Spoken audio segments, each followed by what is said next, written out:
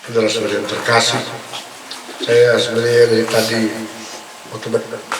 sejak tadi sore tamu renungan apa ini,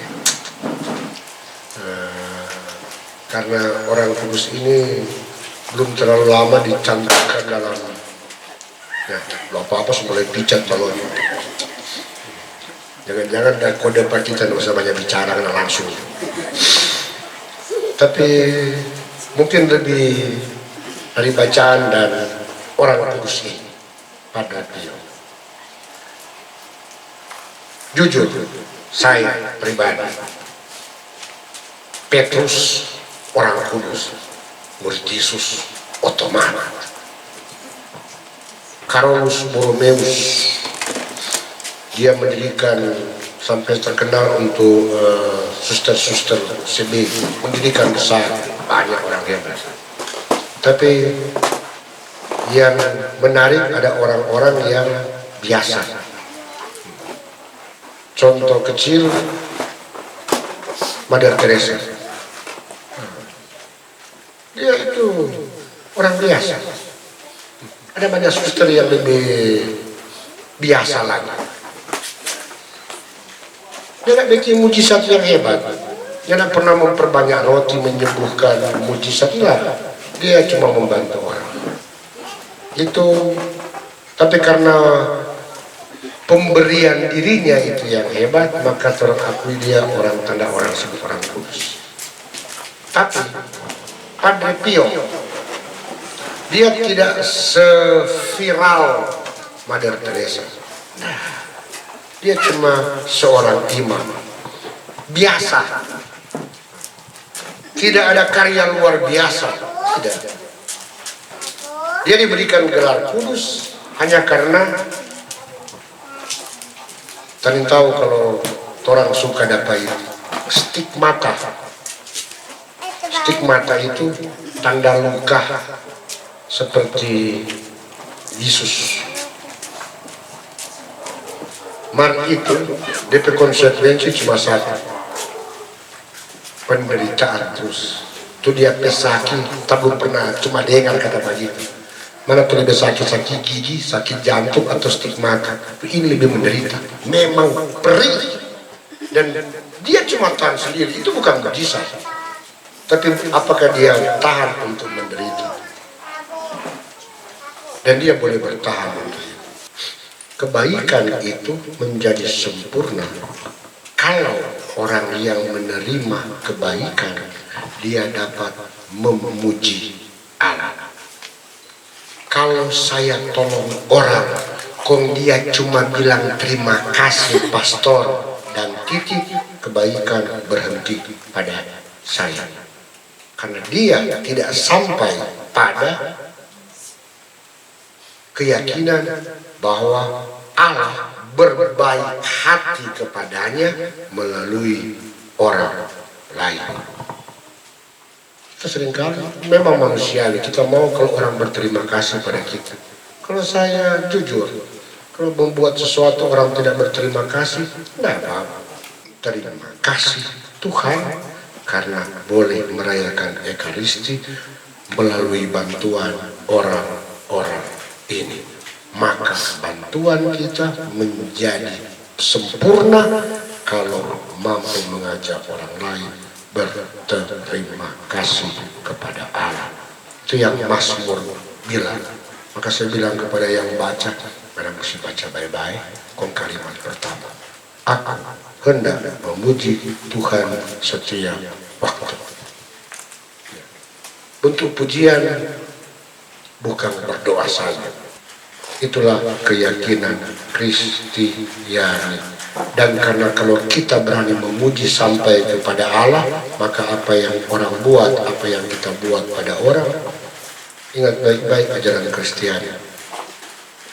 Ini salah satu yang saya paling tahu diajarkan, tapi saya punya keyakinan ini. Hukum kasih Kristiani itu sebenarnya paling susah. Hukum kasih Kristiani paling susah. Cintailah Tuhan, cintailah sesama. Orang lihat dua, padahal satu. Ingat baik-baik, Yesus bilang, apa yang kau perbuat pada orang yang paling kecil, itu kau buat untuk aku. Jadi, untuk Tuhan tidak usah pusing dengan mencintai Tuhan. Mulailah dengan mencintai sesama, peduli dengan sesama, itu berarti saya peduli dengan Allah. Adalah omong kosong besar, saya bilang saya peduli dengan Allah yang saya tidak lihat, tapi saya tidak peduli dengan orang lain. Itu omong kosong. Maka bukan dua, satu. Syarat menunjukkan peduli pada Allah, satu. Peduli pada orang lain. Karena ada kemungkinan Allah ada pada orang lain. Dan kalau kita belajar peduli pada orang lain, itulah kita mulai dengan satu hal. Semoga menjadi satu. Bacaan Injil itu kutipan Yohanes yang kita pernah bilang komisari yang sekarang atau misari. Di kitab suci itu Yesus mengajarkan kita berdoa, doa Bapa kami. Tapi ada doa yang bagi saya lebih indah dari doa Bapa kami. Yesus tidak ajarkan pada murid-muridnya, tapi Yesus backing, yakni doa ketika perjamuan akhir. Ut omnes unum sim. Itu doa panjang. Itu ada, ini cuma sebagian.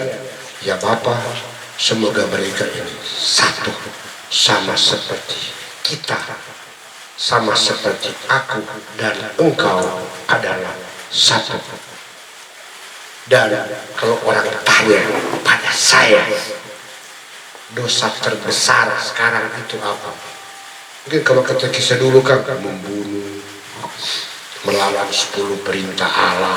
Kalau orang mengaku dosa kan sakramen tobat lekale kung dia panas sebelum orang masuk baru dia di pemuka, kita so pasti mau lihat dia pemuka. Karena terus tadi berdoa saya sudah ada lagi tuh mengaku bagi saya sudah melawan 10 perintah Allah dan 5 perintah gereja. Iya, so nggak sebut satu-satu. So lupa Pastor Mar, kita yakin itu semua itu tak sobagi. Jadi dia melihat perbuatan itu. Tapi ingat, di 10 perintah Allah dan 5 perintah gereja tidak ada satu dosa yang ini membuat perpecahan. Padahal pesan Yesus terakhir kepada murid-muridnya yang dia doakan, sama dengan kalau orang mau mati, kata-kata terakhir mesti ingat. Saya masih ingat kata-kata terakhir dari almarhum papa saya, dan saya buat sesempurna mungkin. Selesai. Itu pesan-pesan kita mesti bikin, itu warisan terakhir. Doa Yesus ke warisan cuma kata semoga mereka menjadi satu. Maka itu persatuan itu. Kalau orang tanya dosa terbesar cuma satu. Kalau saya membuat yang satu itu pecah. Cuma itu. Maka itu di wilayah rohani itu basis itu cuma satu saja. Tantangan terbesar satu atau tidak. Terus dengar bukan di sini ya, bukan di sini. Ada wilayah rohani. Dan kan identifikasi kebutuhan. Apa yang butuh? Bukan kita, tapi tim. Begini Pastor, orang umat itu sudah aku cocok. Karena itu antar pengurus saja sudah aku cocok dong. Untuk berangkat kita terlambat Tuhan, saudara untuk bertentangan dengan omnes unum sim. Memang tidak ada tuh cocok. Maka tantangan terbesar semoga mereka menjadi satu. Dan itu satu itu berarti ada berbeda. Maaf sama dengan perkawinan. Saya mau jadi satu. Jadi saya punya tugas pertama kan dia bilang mau pisah, berdosa ketemu pokoknya ada satu. So tidak baku cocok, tidak apa-apa satu. Karena kalau cocok tidak pernah mau satu. Betul toh? Kalau orang mau lem sesuatu, kalau mau sambung itu biasa sana bagus pukul begini, rata toh. Tapi ada yang cara yang bagus, bikin siku, potong begini, dua, mau sebaku masuk, lebih kuat dia. karena tidak sama tuh dua itu. Kan cuma begini, gampang terlepas. Coba kalau dia tuh baku begini, kalau dia masuk begini, tetangga kan dia. Berbeda itu menjadi membuat melekat. Itulah panggilan keluarga Kristiani. Satu, selama-lamanya. Gampang bilang, harus setengah mati untuk itu. Saya tertarik dengan kata ini. Berdoa, nyasar turun.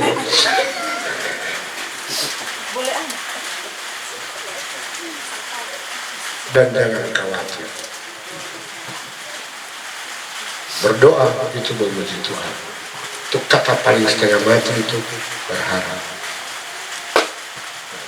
Ketika sudah setengah mati, orang masih harus ada harapan. Ketika sudah aku cocok, biar dia sudah cocok, kita masih berharap bahwa suatu hari waktu masih mau cocok. Kapan harapan itu berakhir? Ketika tarikan nafas terakhir sudah selesai.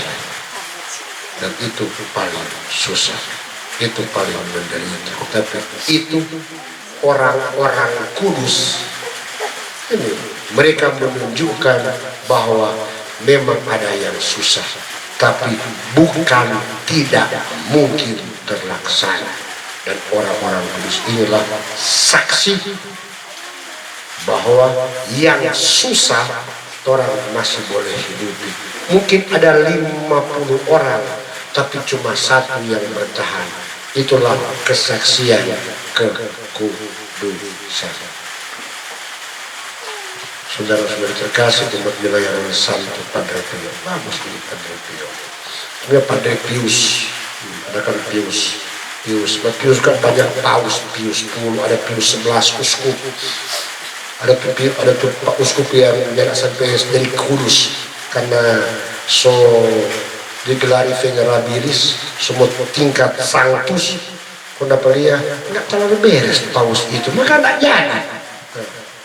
Kan tahap orang kudus kan tahu mesti 3 tingkat. Jadi venerabilis, baru beato, baru sancta atau sancta. Ada beata. Tapi Padre Pio dia langsung saja, cuma karena sederhana. Dia sederhana, tapi dia mampu untuk menyatukan. Saya suka sama dengan Maria Vianney, imam yang biasa, tapi dia berusaha untuk membuat sehingga boleh menjadi satu.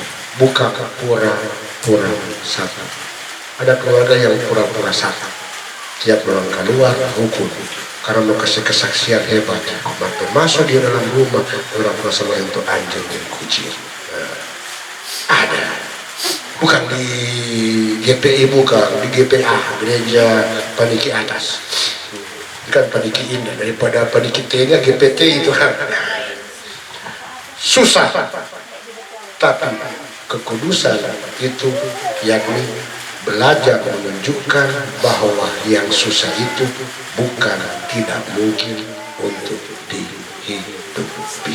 Dan itulah Kristianitas. Itulah tadi kan datanya, tuh salib mesti menghadap mana. Kalau ada salib di belakang ini, maka tuh salib mesti menghadap pada imam. Supaya kalau dia misah, dia jangan lupa bahwa bukan dia yang misah, tuh ini yang misah. Semang ada begini, kalau ada salib supaya ketika misah semua orang lain lihat. Misah terjadi karena ini. Pertanyaannya, ini senang atau susah? Susah. Karena susah ini terang bikin karena susah ini. Maka dari susah ada kekudusan. Semoga demikian.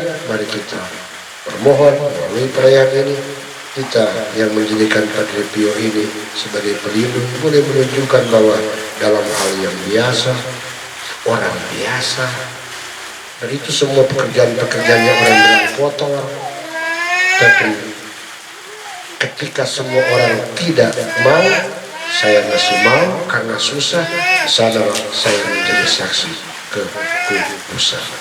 Anda dan saya pastor juga, imam, saya suka belajar untuk itu. Ketika orang sudah bilang susah, Anda susah, saya punya keyakinan sampai takut bakal mari. Saya harus berusaha membuat sesuatu supaya harus lebih susah. Bukan dalam hidup, tapi dalam aktivitas, karena masih ada umat yang bisa lebih susah dari saya. Kalau seperti ini, inilah saya belajar apa artinya kekudusan Kristi.